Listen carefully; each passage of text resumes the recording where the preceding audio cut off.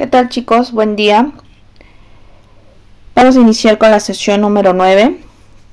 El tema es la consolidación de la Nueva España, que abarca de los siglos XIV al siglo XIX. Y aquí tenemos que aparece un sistema de castas, que es la mezcla de razas. Las más importantes son español con indígena, mestizos, español con africano, mulato. Los criollos son hijos de españoles nacidos en América. Los peninsulares son los pobladores de la Nueva España, pero son nacidos en España. Bien, tenemos la organización política. Al inicio de la Nueva España, la autoridad máxima es el rey. El rey confiere a Hernán Cortés el cargo político, económico y militar. Posteriormente, en 1528, se estableció una institución llamada la Real Audiencia, que tiene como objetivo evitar el abuso de poder de los nuevos conquistadores. Y nacen los virreinatos. En 1535 se nombra al primer virrey, que era el representante del rey en la Nueva España. Durante todo este periodo tuvimos 11 reyes españoles, ninguno de estos visitó Nueva España. Sin embargo, tuvimos más de 60 virreyes que eran los que representaban la autoridad del rey en la Nueva España. La organización política de la Nueva España era la autoridad máxima el rey, posteriormente el virrey, después el Consejo de Indias. Después seguía la Casa de Contratación de Sevilla, las audiencias, los gobernadores y finalmente los cabildos y ayuntamientos. Dentro de las actividades económicas tenemos a la minería con la extracción principalmente de plata, la agricultura, la ganadería, donde todo el ganado proviene de España, comercio, que es el intercambio de productos, y finalmente el social, donde pues ya no hay epidemias. Esto hace que la población... Bien, la minería se convierte en la actividad económica más importante del virreinato y se incorpora al comercio internacional. Aumenta la agricultura. Dentro de las plantas que traen los españoles son: en los cereales tenemos al trigo, arroz, cebada y centeno. Dentro de las hortalizas, verduras y legumbres está la zanahoria, el rábano, lechuga, col, cebolla y ajo. Dentro de los árboles frutales tenemos al higo, las uvas, el olivo, el nogal, el durazno, la manzana, entre otros.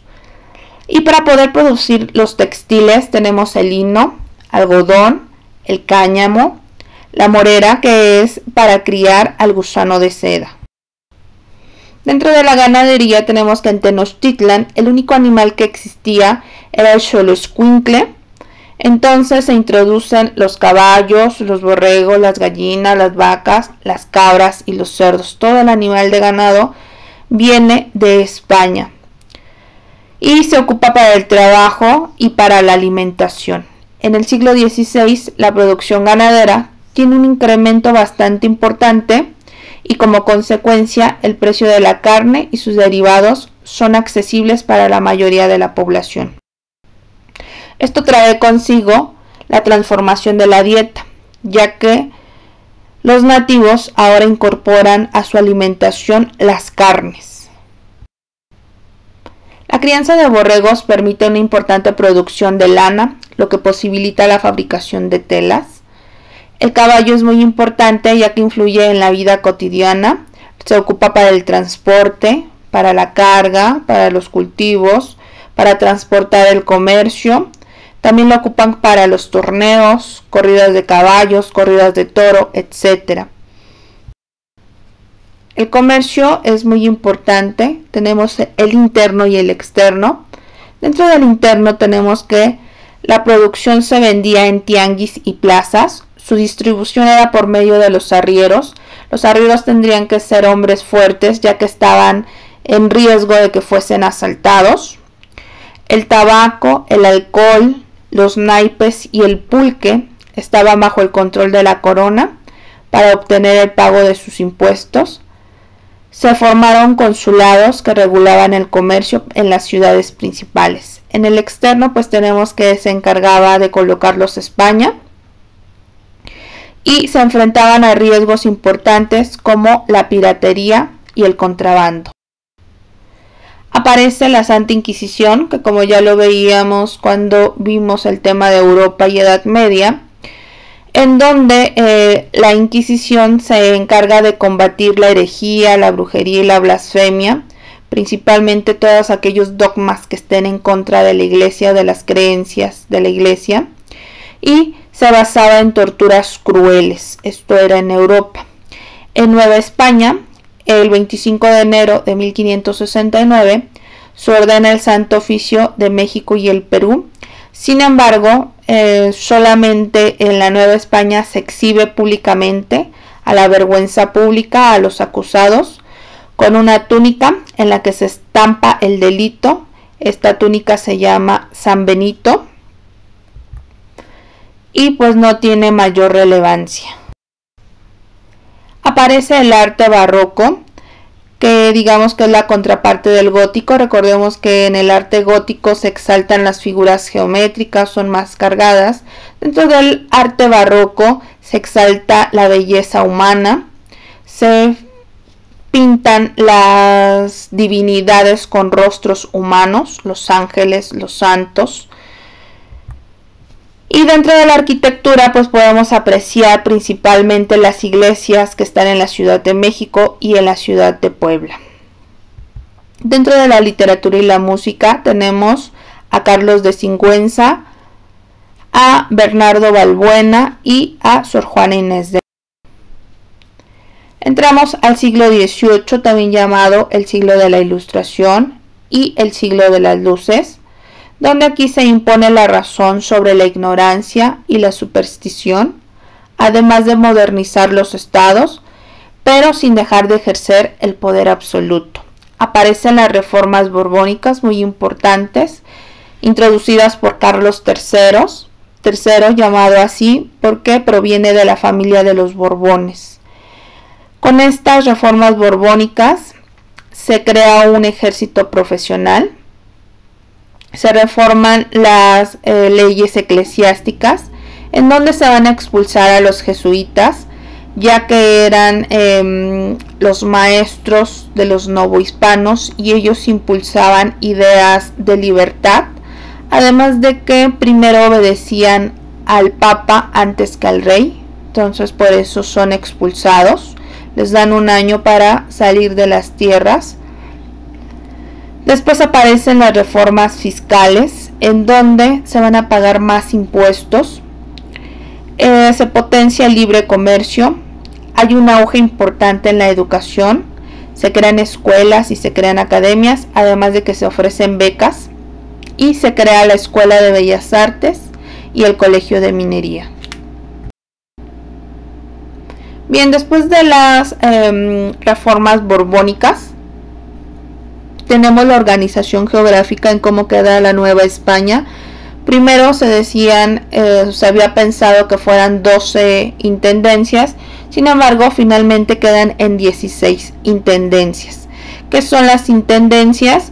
Pues la distribución geográfica en la que queda Nueva España. Y estas intendencias son gobernadas por los intendentes, que son los representantes de cada una de estas intendencias. El pago de impuestos es bastante importante. Las actividades que más pagan impuestos es la minería. ¿Y en dónde se educan a los criollos? Las iglesias eran las encargadas de brindar la educación. Las escuelas eran llamadas conventuales y parroquiales. En estas se enseñaba latín y filosofía principalmente. En la época colonial existió solo una universidad, la Universidad de Córdoba, en Veracruz, al mando de los jesuitas. Se les enseñaba derecho o leyes. Existían los colegios con carácter propedéutico a partir del siglo XVII, que pertenecían a las distintas órdenes religiosas de los franciscanos y jesuitas principalmente. El medio de enseñanza era a través del catecismo. El recurso didáctico es la predicación y el aprendizaje memorístico de los dogmas fundamentalmente católicos. La fuente del saber es la religión. El modelo religioso se imponía como modelo de vida de la sociedad y del trabajo. Después de las leyes borbónicas, los criollos leen libros de contrabando en los que se contenían ideas de libertad, de revolución, especialmente de Francia y de Norteamérica. Pero, ¿qué está pasando en España? Bueno, la situación en España es que hay problemas con la corona por luchas internas, crisis económicas, rezago en la industria, rezago en la flota naval. Las condiciones en España provocaron una nueva migración a la Nueva España, es decir, los españoles deciden emigrar a nuevo continente. Los españoles recién llegados desplazan a los criollos en los puestos de poder, lo que acrecenta el disgusto de esta clase social en contra de los españoles peninsulares. Y además Inglaterra se convierte en una potencia mundial. Los migrantes españoles llegan a las ciudades principalmente mineras, que es Zacatecas, Guanajuato, Querétaro y posteriormente a la Ciudad de México, desplazando a los criollos en los puestos de poder como en el gobierno, en el ejército y en el clero.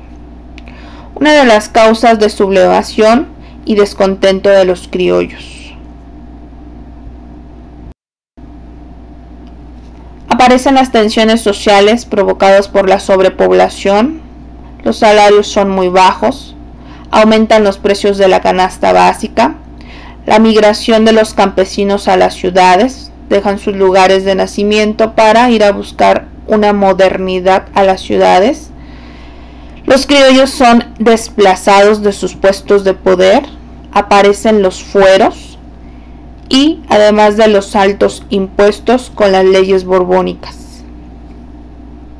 Hay una desigualdad bastante marcada con el sistema de castas. Las migraciones de los españoles desplazan las oportunidades a los criollos. Hay un crecimiento demográfico importante, ya que no hay epidemias, por lo tanto, las familias son más numerosas. ¿Pero qué es el fuero? Bueno, pues el fuero es un privilegio de una inmunidad legal que le dan a los altos funcionarios del clero, a los militares y a los mineros, en donde solamente sus iguales los pueden juzgar. Un ejemplo actual serían los políticos, en donde pues las leyes se aplican para todos, menos para los altos funcionarios.